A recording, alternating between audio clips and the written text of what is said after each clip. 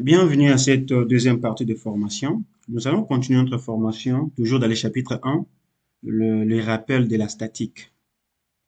Dans la vidéo précédente, on avait essayé de parler tout petit peu de la théorie et on s'est appliqué et on a introduit, on a modélisé notre structure aussi dans Robot et on a vu que Robot, le logiciel nous avait donné le même résultat que les calculs manuels. Si vous n'avez pas visualisé cette vidéo, vous pouvez juste aller sur ce lien, vous allez voir la vidéo, le lien YouTube qui est là. La formation d'aujourd'hui sera vraiment très intéressante. Nous allons voir, nous allons d'abord comment il y aura un exercice auquel nous allons calculer manuellement. Après avoir calculé manuellement, nous allons introduire cela. Nous allons modéliser dans les logiciels et voir si le logiciel cette fois-ci va nous donner le même résultat que le calcul manuel. Et par là, nous allons voir est-ce que c'est les logiciels qui se trompent ou bien c'est nous qui avons mal calculé. Soyez connectés jusqu'à la fin. L'exercice est là. C'est ce que nous allons voir. Nous avons une charge, nous avons une poutre isostatique qui se repose sur deux appuis. La poutre supporte deux charges. Nous avons la charge de 60 kN et nous avons la charge inclinée de 81 kN, une charge inclinée de 40 degrés. Nous avons le schéma rendu libre. Vous connaissez déjà les schémas rendus libres. C'est quoi l'importance du schéma rendu libre? Sauf que cette fois-ci, vous allez voir que dans le schéma rendu libre, on a essayé un peu de montrer les effets qui sont cachés, les effets dus à la charge inclinée. Parce qu'au fait, lorsqu'on a déjà une charge inclinée, on a un effet horizontal et on a un effet vertical. C'est ce qui est là. Nous devons aussi chercher à calculer cet effet-là. Alors, comme on a des charges horizontales ici, cela me pousse à faire un petit rappel là, de la trigonométrie. Nous sommes là. Les rapports trigonométriques. C'est en fait quoi? On nous dit les rapports trigonométriques est le nombre par lesquels il faut multiplier ou diviser les longueurs de côté pour passer d'un côté à un autre. Cela veut dire quoi?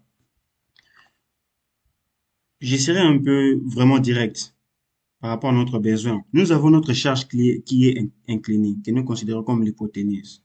La charge qui est inclinée. Et vous allez voir que dans les schémas arrondis libres ici, comme je l'ai dit tout à l'heure, quand on a une charge inclinée, ça produit un effet vertical et un effet horizontal.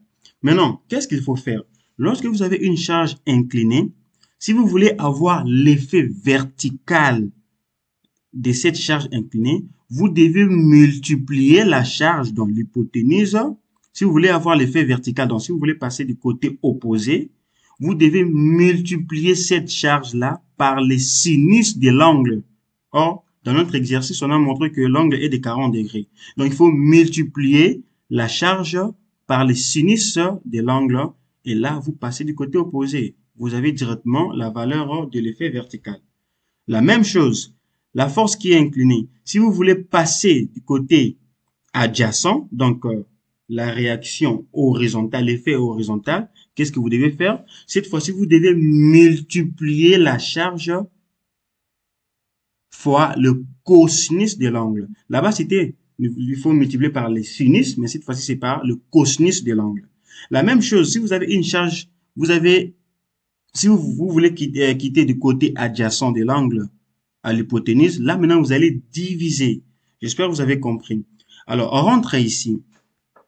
La somme des forces par rapport à x serait égale à 0. Ma convention des signes est là. Donc, j'ai choisi que toutes les forces qui se dirigent de gauche vers droite, je considère ces forces-là comme étant positives. Alors, la réaction, quels sont les effets horizontaux que nous avons par rapport à l'axe de l'X, ou bien aux axes des X?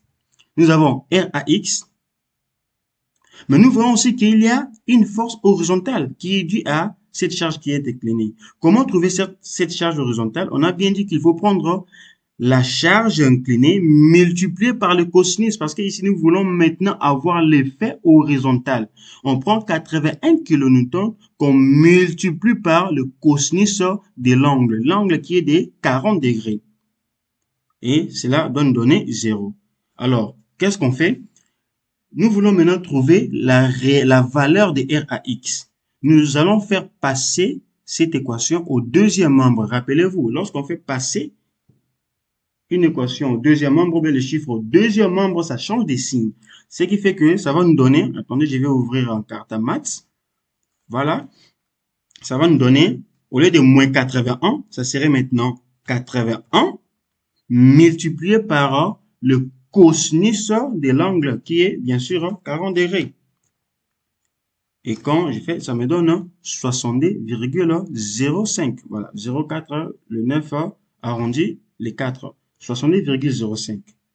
Et voilà, c'est ça la valeur. Donc, l'appui articulé qui est ici supporte un effet horizontal de 62,05 kN. Là, nous avons déjà trouvé. On passe. Nous voulons maintenant trouver les réactions RAY et RBY. Ma convention des signes est là. Donc, toutes les charges qui montent sont positives et les charges qui descendent sont négatives. Alors, quelles sont les charges qui montent? J'ai RAX plus RBY. J'ai la charge de 60, c'est une charge qui descend, donc moins 60 kN. Et puis, j'ai maintenant la charge qui est inclinée. Mais la charge qui est inclinée, je vais maintenant trouver son effet vertical. Qu'est-ce que je vais faire? Je vais prendre la charge là, moins. C'est toujours moins.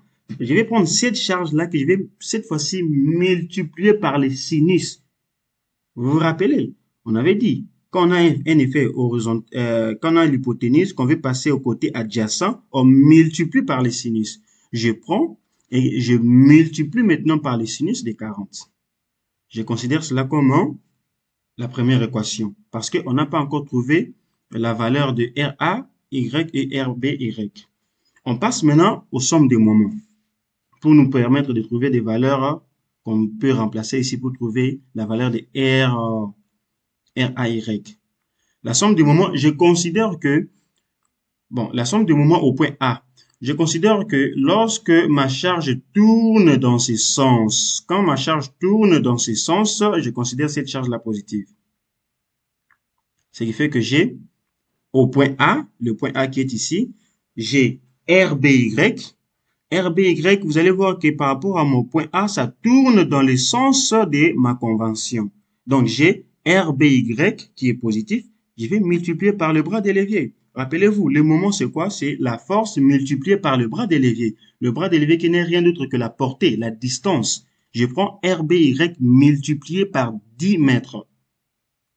Après, j'ai encore quelle charge? J'ai 60 kN. Vous allez voir que 60 kN par rapport à mon point A, ça tourne dans le sens contraire de ma convention. Donc, j'aurai maintenant moins 60 kN multiplié par son bras d'élevé qui est 6. Cette distance du point A jusqu'à cette force-là. Je multiplie. Après, j'ai maintenant 81 kN, c'est une charge inclinée. Mais là, je vais maintenant avoir la charge, je vais maintenant calculer par rapport à mon point A. On considère que c'est une charge qui est verticale. Donc, je vais prendre moins, parce que ça tourne dans le sens contraire à ma convention. Je vais prendre moins 81 kN que je vais multiplier par les sinus de l'angle et que je vais encore multiplier par son bras de levier qui est de 3 mètres. Donc, je prends la charge qui est inclinée, je multiplie par les sinus et je multiplie par les 3 mètres. Pourquoi par les sinus? Je reviens encore ici. La charge qui est inclinée, si on veut passer du côté opposé, on multiplie par les sinus de l'angle. Je multiplie par les sinus de l'angle et je multiplie par son bras de levier. Ça me donne 0. Maintenant, ici, nous allons voir que nous avons presque des chiffres, mais l'inconnu ici, c'est juste RBY. Maintenant, pour trouver la valeur de RBY, qu'est-ce qu'il faut faire? Il faut faire passer tous ces chiffres au deuxième membre et ça va changer des signes. Ça va nous donner, quand je prends RBY, c'est égal à, on vérifie, quand je prends 60 multiplié par 6, 60 kN multiplié par 6 mètres, ça me donne 360 kN mètre. 360 kN mètre. Et puis j'ai 81 multiplié par le sinus. Si vous regardez de ce côté, sinus de l'angle qui est 40. Et je multiplie par 3, ça me donne 156. Quand je prends maintenant 156 plus le 60, plus le 60 qui est ici, ça me donne cette valeur de 516,19. C'est ce qui est ici, 516,19. Or, le 9 là arrondi, le 1, ça devient 2. On a ça. Et maintenant, les 10 ici n'est rien d'autre que ces 10 qui descend. Là, c'est la mathématique. Maintenant, quand je prends 516,2, je divise par 10, ça me donne 51,62 kN. Donc ici, RB, donc la réaction au point B, est de 51,62 kN. Nous allons maintenant prendre cette équation que je considère comme étant l'équation 2 pour remplacer dans cette équation, l'équation 1, ou 1 pour certains. Je vais remplacer pour trouver maintenant la valeur de RA. Je prends 2 dans l'équation 1. J'ai RAY plus la valeur de RB, c'est quoi? 51,62 kN, moins 60 kN, moins 81 multiplié par les sinus de 40 degrés. C'est égal à 0. Pour trouver maintenant la réaction au point A, on fait passer tous ces chiffres au deuxième nombre et ça va nous donner cette valeur. On peut vérifier. Quand je fais passer au deuxième membre, 51,62, ça devient moins. Je prends moins 51,62. Et puis, j'ai 60 qui était négatif, ça devient plus. Je fais plus 60. 81 qui était négatif, ça devient positif. Plus 81 kN multiplié par les sinus de 40. Voilà. Et, vous voyez ce que ça me donne? Ça me donne 60,44. Bon, 60,47, ça ne dérange pas. C'est la même chose. Vous voyez ce que nous avons trouvé? Donc, la réaction au point A est de 60,47. Au point B, c'est 51,62. Au point RAX, c'est 62,05. Est-ce que le calcul est bon? On ne peut pas seulement se dire que non, voilà, nous avons calculé le calcul est bon. Non, rappelez-vous, on avait montré que pour qu'une structure soit en équilibre, on nous dit l'équilibre statique du solide exige que la somme de toutes les forces agissant sur le solide soit égale à 0. Nous allons vérifier pour voir si toutes ces sommes-là, pour voir si notre structure par rapport à toutes les sollicitations, si ça va nous donner 0. On vient, la vérification est là. Nous avons d'abord la réaction au point A, ici. Nous avons 60,47 kN. Après, nous avons moins 81 multiplié par le sinus de 40 degrés. Je prends moins 81, c'est cette charge ici. Hein. Je prends moins 81 multiplié par sinus de 40 degrés. Et puis, je prends moins cette charge qui descend. Pourquoi le moins? Parce que c'est une charge qui descend. Je prends moins 60 kN. Et puis, RB, c'est une charge qui monte, c'est une charge positive. Je prends plus 51,62. C'est la réaction au point B. Quand je tape, vous allez voir que ça me donne 0,0. Donc, là, ma structure est en équilibre. Je suis à l'aise. Je me dis que ma structure est en équilibre. Maintenant, ce que nous allons faire, c'est nous allons passer maintenant dans le logiciel robot structurel. Parce que le but de cette formation est d'initier les ingénieurs au logiciel. Comment l'utiliser? Beaucoup utilisent mal le logiciel. Mais nous allons vérifier manuellement et puis nous allons voir quelles sont les options qu'il faut cocher dans le logiciel lorsque nous avons un besoin particulier. Je vais lancer le logiciel.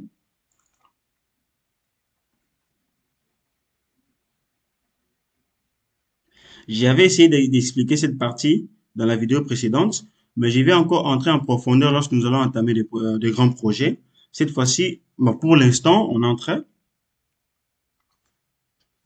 C'est ça l'interface graphique du logiciel. Je viens, nous allons essayer de modéliser la structure qui est là.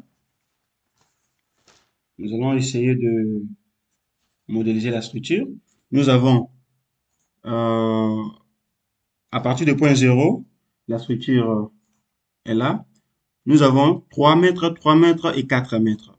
Alors, qu'est-ce qu'on veut nous montrer par ici? Répéter X.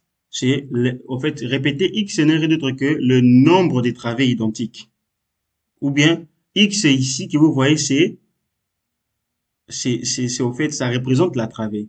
Si vous avez deux travées identiques, comme dans notre cas, nous avons deux travées identiques ici, 3 mètres et 3 mètres. Qu'est-ce que je vais faire? Je vais mettre 2, parce que nous avons deux travées identiques. Les deux travées identiques sont espacées de combien? De 3 mètres. Je fais ajouter.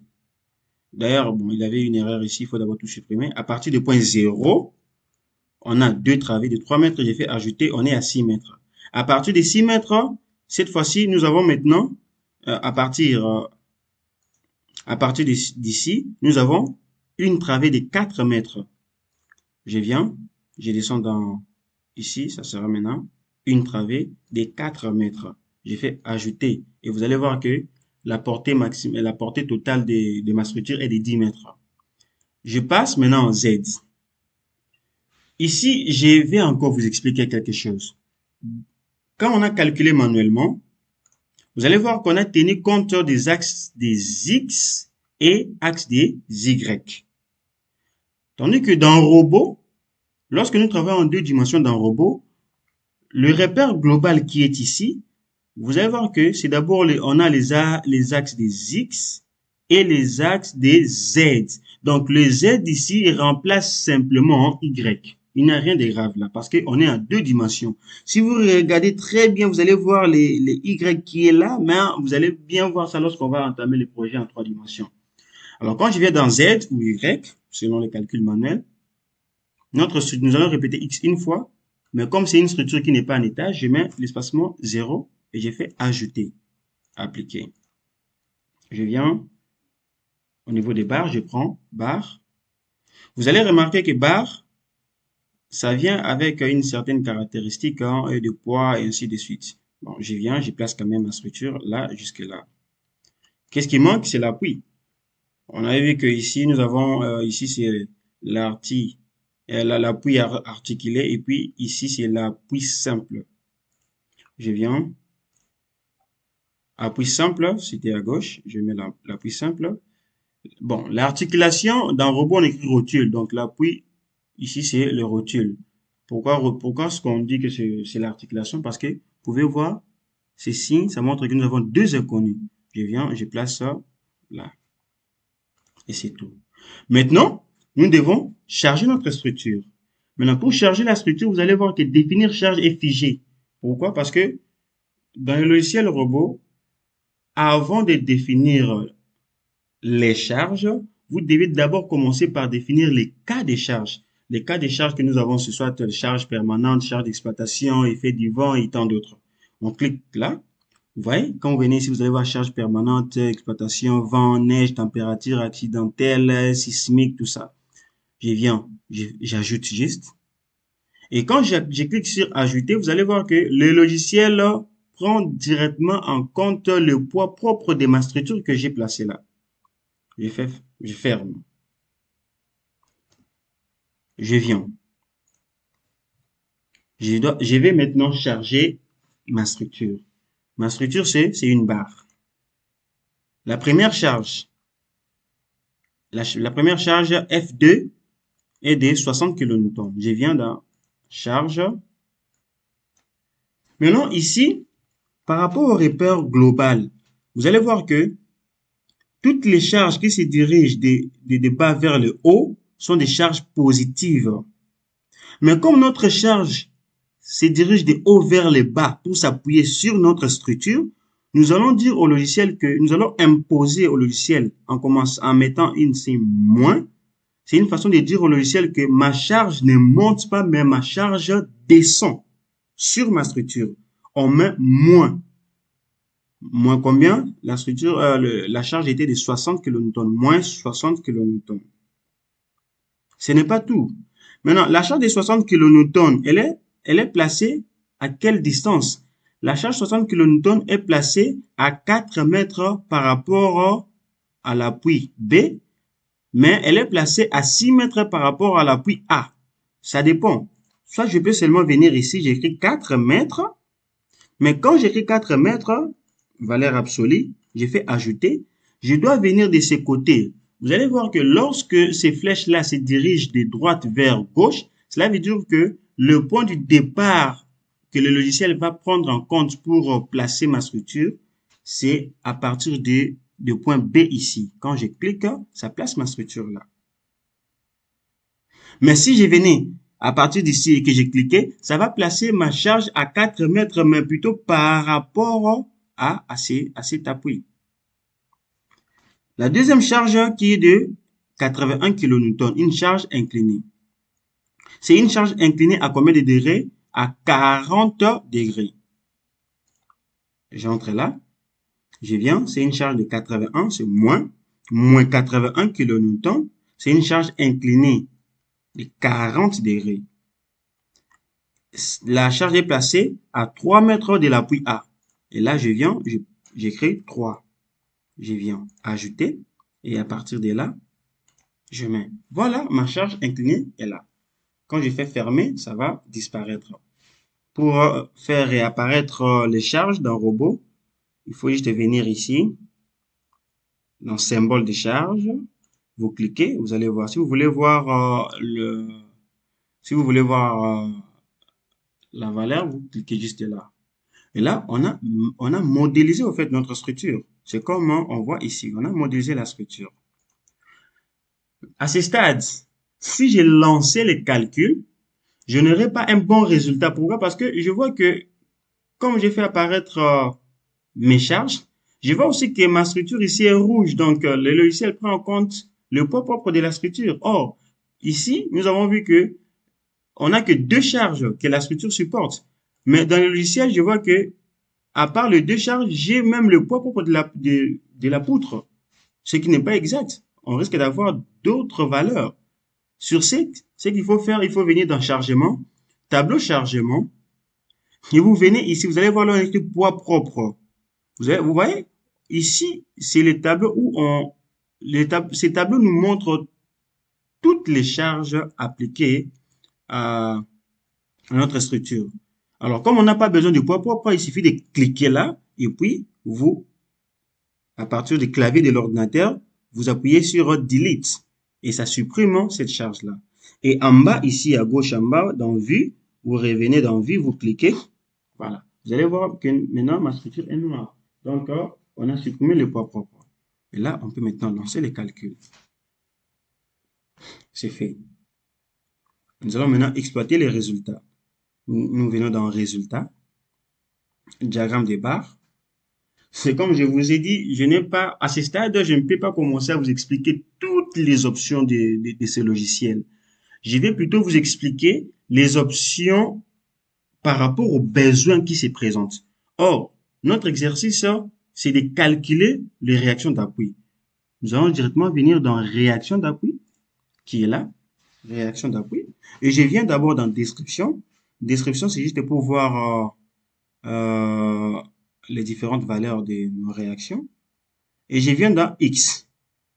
Je vais voir la réaction par rapport aux axes des X. S'il y a une valeur, je clique. Quand je fais appliquer, et voilà. J'ai la réaction qui est là de 52,7 kN. Quand je viens dans Z, j'ai fait appliquer. Et vous allez voir, d'abord j'enlève X, j'ai fait appliquer. Et vous allez voir la réaction au point A qui est de 67,43 et la réaction au point B qui est de 54,61. Si j'ajoute avec les X, il fait appliquer et la réaction de X qui est de 52,07. Le logiciel a calculé notre structure. par rapport à la façon dont nous avons introduit les données, les différentes données. Maintenant, nous allons essayer de vérifier avec ce que nous avons fait manuellement, comparé avec ce que les logiciels là, nous proposent. Ici, vous allez voir, je mets ça un peu à côté. Bon, je vais mettre ça de ce côté-là. Et ce machin, je mets ici.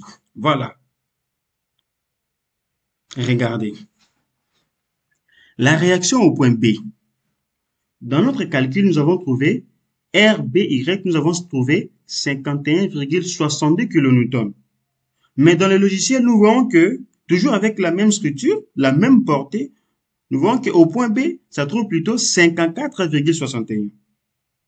La réaction au point A, nous avons trouvé de 60,47 kN, mais dans le logiciel, la réaction, comme on voit FZ, la réaction au point A, on montre que c'est plutôt 67,43 kN. Et la réaction RAX, qui est de 62,05 kN, le logiciel nous montre que la réaction à ce point-là, c'est plutôt 52,07. Maintenant, la question est de savoir, est-ce que c'est le calcul manuel qui n'est pas bon ou bien c'est le logiciel qui se trompe? Nous allons faire une petite vérification. Vous allez remarquer que, comme on avait dit dans cette partie, on avait dit que lorsque vous avez une charge inclinée, parce que vous voyez, en fait, la réaction ici, RAX, c'est juste l'effet de cette charge inclinée que nous avons cherché à trouver horizontalement. Alors, on avait dit quoi? Si vous voulez passer de l'hypoténuse au côté adjacent, vous devez multiplier par le cosinus de l'angle. Or, l'hypoténuse ici, c'était combien? 81. Quand je prends en carte à maths, je prends 81. 81, quand je multiplie par le cosinus de l'angle 40, ça me donne 62. Voilà, les 62,05, c'est là. C'est correct avec ce que dit la trigonométrie. C'est correct. Mais regardez maintenant ce que les logiciels nous proposent. Au lieu de faire prendre les 81 multiplié par le cosinus de l'angle, si on essaie de prendre maintenant 81, on multiplie plutôt par le sinus de l'angle 40 degrés et ça va maintenant nous donner, vous voyez ce que ça donne là? Ça donne 52,065. Là, on a multiplié par le sinus. C'est autre chose. Maintenant, la question qui se pose, le calcul manuel est bon ou ce n'est pas bon? Est-ce que ce que les logiciels nous donnent, c'est bon ou ce n'est pas bon? Ceci doit interpeller les ingénieurs lorsqu'ils sont en train d'étudier une structure, par exemple. Ce n'est pas parce que vous avez introduit, ou même ce n'est pas parce que vous avez utilisé les logiciels que tout est bon. Mais comment dénicher si le logiciel a donné un bon résultat ou comment? Déjà, par rapport à ça, vous allez voir dans la prochaine vidéo, je vais vous montrer. Bon, dites-moi en commentaire, si c'est le logiciel qui n'a pas fourni un bon résultat, ou si c'est les calculs manuels qui n'est pas bon. Dites en commentaire et dites-moi si vous aimeriez que je fasse encore une vidéo qui montre la solution qu'il y a. Comment faire pour que les logiciels puissent nous donner exactement les différentes valeurs que nous avons calculées manuellement ici. Merci beaucoup pour votre attention. Pour cette partie, on se limite là. Partagez la vidéo, abonnez-vous, vraiment partagez la vidéo, et aimez, commentez. Dites-moi ce que vous voulez faire, qu'est-ce que vous voulez que je fasse pour vous. Je vais vraiment essayer de faire des recherches sur ça et puis je vais faire des tutoriels. Merci.